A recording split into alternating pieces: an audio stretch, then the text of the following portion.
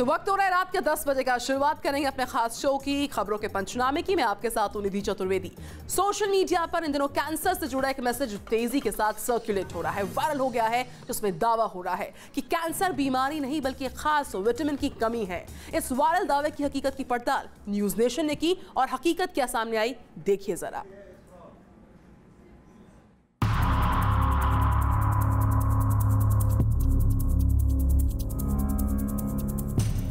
क्या कैंसर कोई बीमारी ही नहीं है? क्या कैंसर पैसे कमाने का जरिया है?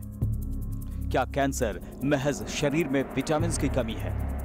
सोशल मीडिया में इन दिनों एक मैसेज तेजी से वायरल हो रहा है, जिसमें कुछ ऐसा ही दावा किया जा रहा है। वायरल मैसेज में लिखा है, कैंसर के इलाज को लेकर चौंकाने वाला खुलासा, जानकर हैरान रह जाएंगे। एक शोध में खुलासा हुआ है कि कैंसर बीमारी नहीं बल्कि विटामिन B17 की कमी है। यह ऐसा दावा है जिसे सुनकर किसी के भी कान खड़े हो जाएंगे, क्योंकि कैंसर ऐसी बीमारी है जिससे हिंदुस्तान ही नहीं बल्कि पूरी दुनिया में लोग पीड़ित हैं। आंकड़ों के मुताबिक भारत में करीब 1 करोड़ कैंसर के मरीज हैं। हर साल 12 लाख से ज्यादा कैंसर के नए मरीज सामने आते हैं। हर साल 7 लाख लोगों की मौत कैंसर की वजह से होती है। वहीं पूरी दुनिया में हर साल कैंसर के 1.5 करोड़ नए मरीज दर्ज होते हैं और हर साल दुनिया भर में 90 लाख लोगों की कैंसर से मौत होती है। जाहिर है, इतनी बड़ी और गंभीर बीमारी के बारे में अगर सोशल मीडिया पर इस तरह का दावा किया जा रहा है तो लोगों की दिलचस्पी इसमें बढ़ेगी। लोगों की सेहत से जुड़े इस बड़े दावे की पड़ताल जरूरी है। कैंसर को लेकर एक बड़ा खुलासा सामने आया है। एक मैसेज में लगातार ये दावा किया जा रहा है कि कैंसर बीमारी नहीं बल्कि एक विटामिन की कमी है। आखिर क्या है इस मैसेज की सच्चाई?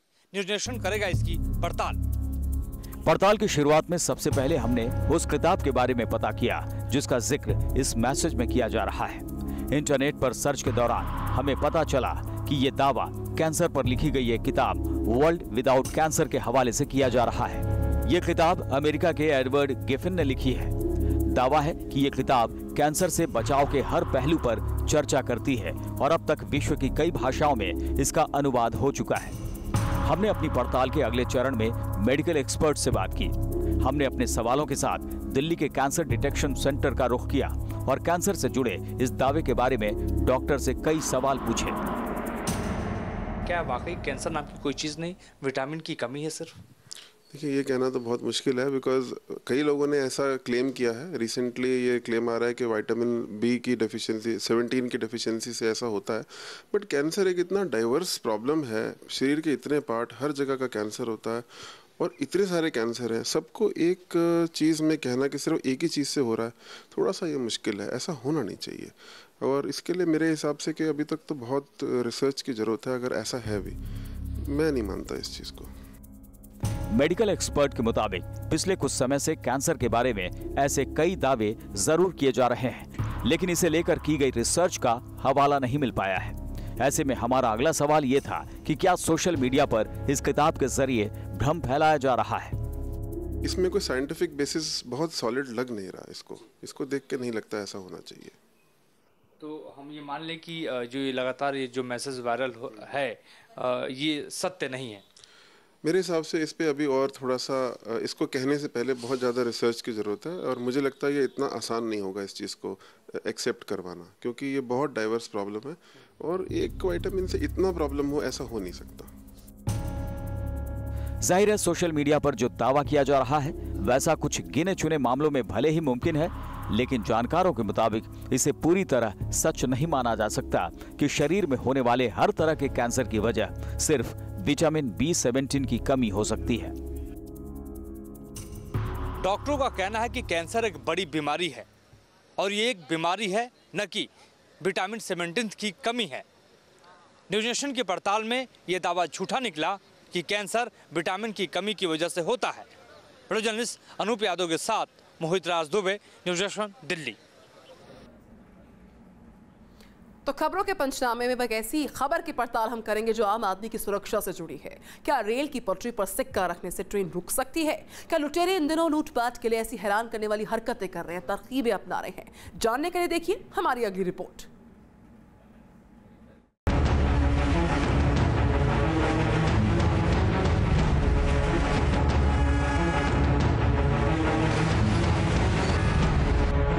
क्या पटरी पर दौड़ती एक ट्रेन को एक सिक्के से रोका जा सकता है?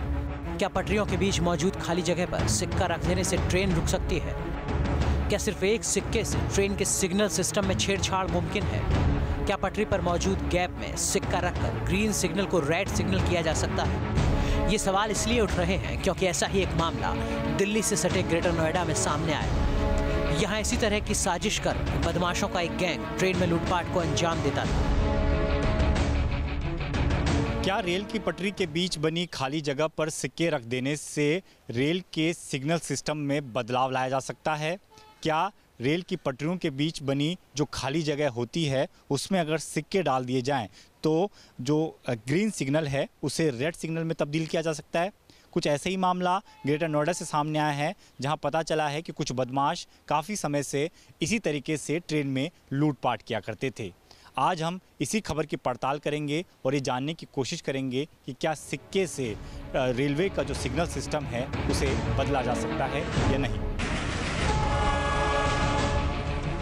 इस शातिर गैंग की साजिश का खुलासा तब हुआ जब यूपी पुलिस ने जीआरपी के साथ मिलकर इन्हें पकड़ने के लिए जाल बिछाया और बदमाशों की करतूत कैमरे में रिकॉर्ड हो गई। गौर से देखिए इस वीडियो को। इसमें एक शख्स दौड़ता हुआ आकर पटरी के बगल में बैठ जाता है। इसके हाथ में मोबाइल है जिससे ये लगातार अपने दूसरे साथी के संपर्क में। अगले ही पल ये अपनी पैंट की पॉकेट से कुछ निकालता है और फिर इसे ट्रेन की पटरी पर रख देता है, जिसके बाद दोबारा अपने साथी से बात करते हुए वो मौके से फरार हो जाता है। थोड़ी ही देर में इसी पटरी से एक ट्रेन गुजरती है और आगे जाकर उसकी रफ्तार धीमी हो जाती है। उसमें ये चीज़ दिख रही है कि दो पटरी जहाँ ज्वाइंट हो रही है वहाँ पे ये सिक्का डालते थे।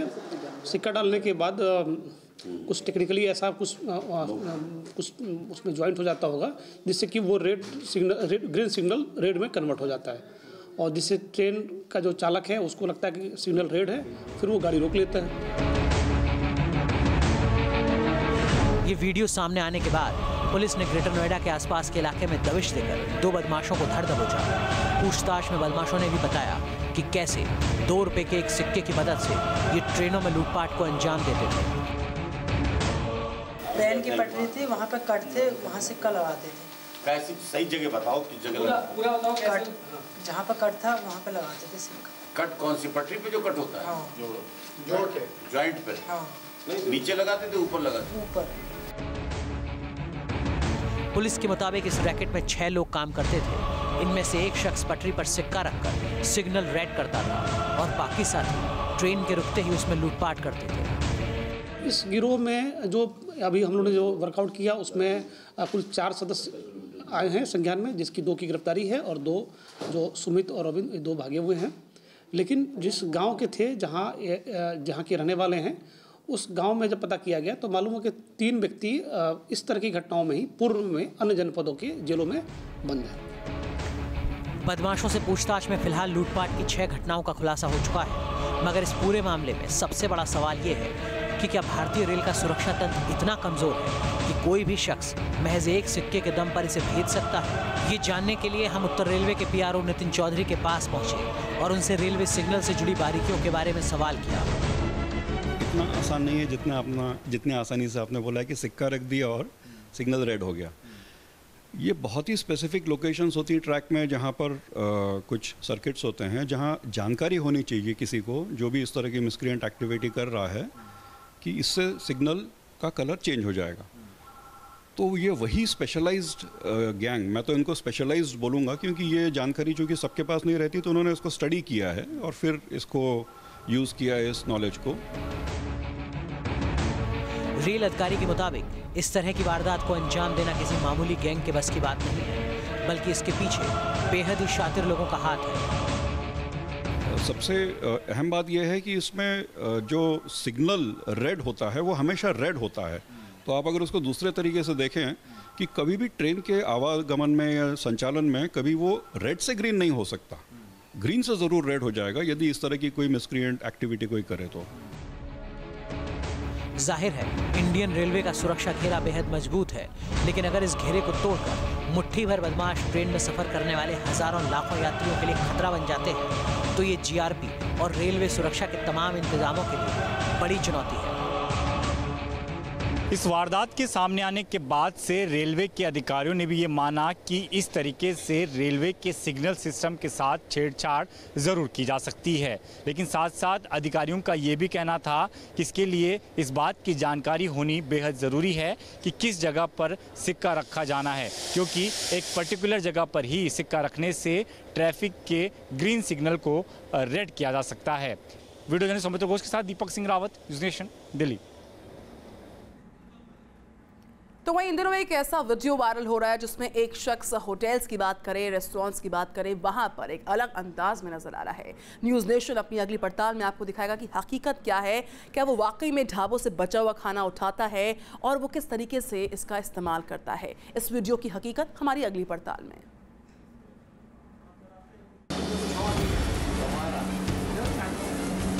हाथों में पॉलिथीन लेकर होटल के किचन में डस्टबिन से कूड़ा बीनता एक शख्स। ढाबे में बचे हुए खाने के ढेर से रोटी और सब्जी निकालता शख्स। सड़क किनारे घूमते जानवरों को खाना खिलाता शख्स। सोशल मीडिया पर इन दिनों एक वीडियो तेजी के साथ वायरल हो रहा है जिसमें एक शख्स होटल्स और ढाबों से बचा हुआ खाना जमा कर राह चलते जानवरों को खिला रहा है। लोग इस वीडियो को देख रहे हैं और इस शख्स की तारीफ भी कर रहे हैं। सवाल उठता है कि ये शख्स आखिर है कौन, जो डस्टबिन से जब कूड़ा निकाल रहा है तो उसके आसपास खड़े लोग हाथ बांधे खड़े हैं। जब वो फेंके हुए खाने को जमा कर रहा है तो कोई पॉलिथीन पकड़े हुए है तो कोई उसका मोबाइल फोन। जब हमारे पास ये वीडियो पहुंचा तो हमने इसके बारे में पता करना शुरू किया। शुरुआती जांच में हमें मालूम चला कि ये वीडियो फरीदाबाद का है, लिहाजा हमने फरीदाबाद को अपनी पड़ताल का केंद्र बनाया। वहाँ के लोगों से पूछताछ में जो सच सामने आया वो बेहद हैरान करने वाला था। पता चला कि कूड़े के ढेर से खाना निकालने वाला कोई मामूली शख्स नहीं है, बल्कि एक IAS ऑफिसर है। इनका नाम प्रवीण कुमार है और ये हरियाणा के पुरातत्व विभाग के डायरेक्टर हैं। IAS प्रवीण कुमार के बारे में मालूम चलने पर हमने सीधे उनके घर का रुख किया और उनसे ऐसा करने की वजह पूछी। तो जितना भी प्राणी जगत है इसमें एक ही चीज इंपॉर्टेंट है, सबसे जो इंपॉर्टेंट है वो भोजन है। तो इसीलिए भोजन का दाम सर्वश्रेष्ठ माना गया। मेरे गुरु कहा करते थे कि कई बार मौके का पिलाया हुआ एक गिलास पानी 1 लाख रुपए के दान से ज्यादा काम कर सकता है। IAS प्रवीण कुमार की मुहिम से फरीदाबाद के होटल मालिक भी खासे प्रभावित हैं और वो कोशिश कर रहे हैं कि खाने लायक चीजों की बर्बादी ना हो।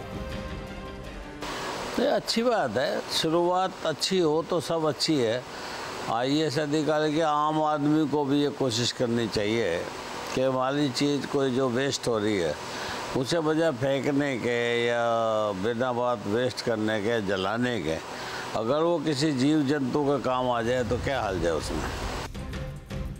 IAS प्रवीण कुमार का ये वीडियो वायरल होने के बाद इसे हरियाणा ही नहीं बल्कि देश भर के लोग देख रहे हैं। एक IAS ऑफिसर की ये मुहिम उन लोगों के लिए मिसाल है जिन्हें दूसरों की भूख का एहसास नहीं होता। TV news nation. क्या फेसबुक पर, व्हाट्सएप पर, सोशल मीडिया पर महिलाओं की तस्वीरें शेयर करने को लेकर बेंगलुरु पुलिस ने कोई एडवाइजरी जारी की है? क्या महिलाओं को फेसबुक, व्हाट्सएप पर अपनी प्रोफाइल पिक्चर अपलोड नहीं करनी चाहिए? वायरल दावे की हकीकत देखिए जरा। सोशल मीडिया पर वायरल हो रहे इस मैसेज में दावा किया जा रहा है कि सोशल नेटवर्किंग साइट्स पर तस्वीरें अपलोड करना गलत है। वायरल मैसेज के मुताबिक महिला रिश्तेदारों या किसी भी लड़की की फोटो या वीडियो को फेसबुक और व्हाट्सएप पर अपलोड ना करें। अगर तस्वीरें सोशल नेटवर्किंग साइट्स पर अपलोड हैं तो इन्हें डिलीट कर दें, ये खतरनाक हो सकता है। वायरल हो रहा मैसेज अपने आप में बेहद दिलचस्प है। इस मैसेज को cyber crime branch Indian police की तरफ से जनहित में जारी बताया जा रहा है। वायरल मैसेज में दिल्ली हाई कोर्ट की सील भी दर्ज है। इश्तिहार जैसे दिख रहे इस मैसेज में सबसे नीचे शरत MD दर्ज है। इस नाम के नीचे cyber crime police station CID headquarter Bengaluru की मोहर लगी है। वायरल दावे की पड़ताल के लिए हमने न्यूज़ नेशन की बेंगलुरु टीम से संपर्क किया। न्यूज़ नेशन संवाददाता ने बेंगलुरु पुलिस के आला अफसरों से बात की। तफ्तीश के दौरान बेंगलुरु पुलिस ने वायरल मैसेज को सिरे से नकार दिया। हमारी पड़ताल में वायरल मैसेज पूरी तरह से गलत पाया गया है। इस वायरल मैसेज की सच्चाई जानने के लिए हमने रुख किया बेंगलुरु के साइबर क्राइम दफ्तर का और वहां पर मौजूद अधिकारियों से बात की। उन्हें ये मैसेज दिखाई और वहां पर मौजूद अधिकारियों के मुताबिक ये मैसेज फर्जी है। बेंगलुरु साइबर क्राइम ने ऐसी कोई एडवाइजरी जारी नहीं की है। वीडियो जर्नलिस्ट मधु के साथ यासर मुश्ताक, न्यूज़ नेशन, बेंगलुरु। तो वहीं इस बीच एक और दावा यह कि 32 चिड़ियों के नाम 65 लाख रुपए की जायदाद। सोशल मीडिया पर वायरल एक मैसेज में ऐसे दावे हो रहे हैं। करीब 3 दर्जन चिड़ियों के नाम पर $1 लाख की संपत्ति है। वायरल दावे का सच अगली रिपोर्ट में।